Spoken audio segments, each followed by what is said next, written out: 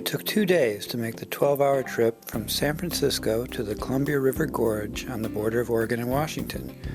The gorge was formed when supervolcanoes in the Cascade Range laid down lava over 2 miles thick, and an Ice Age floods carved a channel to the ocean. The Columbia River comes down from British Columbia, and the scenic gorge area is an 80-mile stretch starting around Portland on the Oregon side and Vancouver on the Washington side.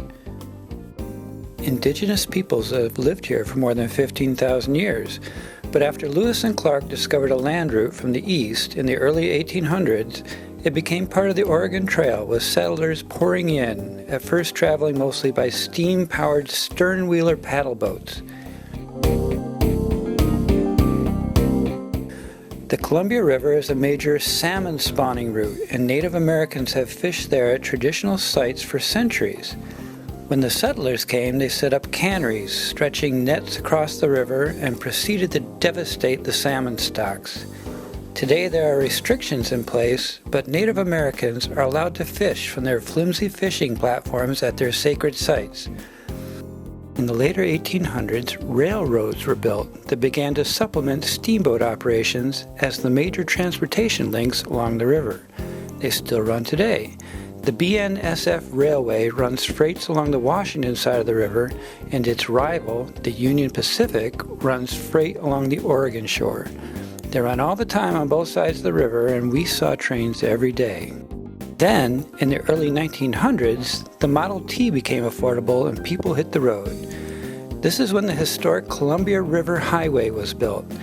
It was designed to take advantage of the natural beauty along the route, like Crown Point, a 733-foot-high volcanic rock cliff. Once called Thor's Heights, Crown Point was designated as a National Natural Landmark. The jewel in the crown is Vista House. Built as a rest stop observatory for travelers on the old Columbia River Gorge Highway, and as a memorial honoring Oregon's pioneers. The architect, Edgar Lazarus, designed Vista House as an example of modern German Art Nouveau architecture. Native Italian craftsmen who built the retaining walls and bridges for the Columbia River Highway laid its foundation.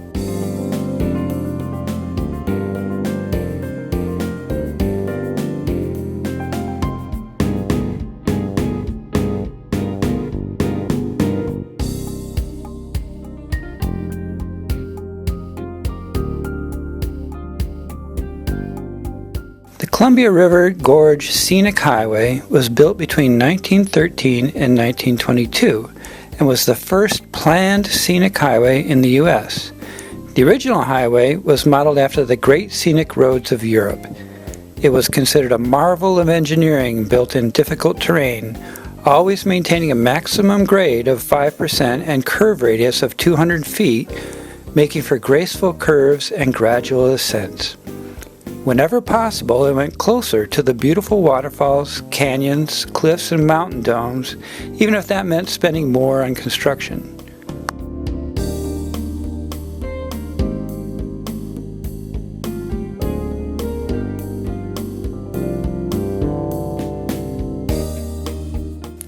The gorge also contains a high concentration of waterfalls, with over 90 waterfalls on the Oregon side of the gorge alone. Heading east from Portland, one of the first waterfalls you come to is the 249-foot-high La Tourelle Falls. La Tourelle is unique among the best-known Columbia Gorge waterfalls in the way that it drops straight down from an overhanging basalt cliff. La Tourelle, like many of the main waterfalls, can be seen from the road. Others, like Bridal Veil Falls, are reached by an easy hike through the woods. The falls consist of 2 cascades in quick succession along angling rock faces, so when there is a good amount of water, the falls look very much like its namesake, a bridal veil. There is a post office in the nearby community of Bridal Veil. Many couples have their wedding invitations shipped there in order to have the town's postmark applied to them. The most famous of the waterfalls is Multnomah Falls. At 620 feet, it is the second highest year-round waterfall in the United States, the first being Yosemite Falls in California. Nearly 2 million visitors a year come to see Multnomah Falls, making it Oregon's #1 tourist place. The falls is fed by underground springs from Larch Mountain. Benson Bridge, built in 1914, crosses Multnomah Creek between the upper and lower Multnomah Falls. Lewis and Clark were blown away by this huge waterfall and camped there on their expedition. First day, we went by without stopping because there was lots of film industry trucks in the parking lot. We found out later they were filming an episode of Grimm, a series filmed in the Oregon-Washington area featuring a Portland detective who finds out that fairy tale characters are real. The episode they were filming here was The Three Billy Goats Gruff, presumably because the story features a troll under a bridge. Lots of excellent microbreweries in this area, not surprising since Washington and Oregon together grow 90% of the hops in this country. The first microbrewery we went to was Big Horse Brewery in Hood River. Since they only brew a few kegs at a time, they are a subset of microbrewery referred to as a nanobrewery. The biggest microbrewery in the area is Full Sail Brewing. They started it all in 1987 and is now employee-owned. I've seen Full Sail in grocery stores, but didn't know until we got there how it got its name. Atmospheric pressure differentials east and west of the Cascades create a wind tunnel effect, making Hood River a popular windsurfing and now kiteboarding destination. Kiteboarding or kite surfing is an adventure surface water sport that has been described as combining wakeboarding, windsurfing, surfing, paragliding, and gymnastics into one extreme sport. One reason Hood River has so many good microbreweries is because of the kids who come here for the extreme water sports as well as skiing on nearby Mount Hood. To one more microbrewery, Laurelwood, in nearby Battleground. Battleground was named for a battle that never happened, luckily for the Indians involved, and our campground was located on Battleground Lake, formed by a volcanic caldera.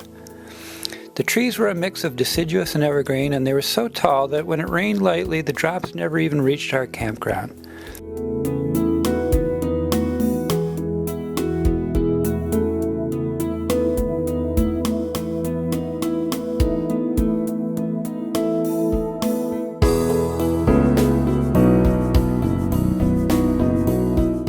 So our wood stayed dry. We had campfires every night while we sampled local microbreweries not available in the Bay Area.